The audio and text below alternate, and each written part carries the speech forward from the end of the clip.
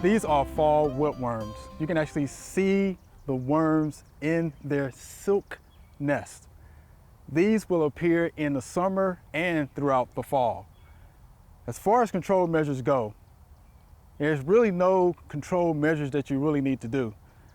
What I would do, because you see the nest, which is on the outer end of the tree branch, because you can reach it, get you a stick, I would poke a hole through the nest, which protects the webworms.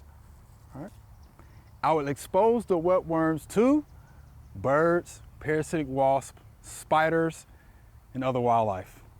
Let them be your control measure. So again, fall webworms, yeah, you see them in the summer and in the fall.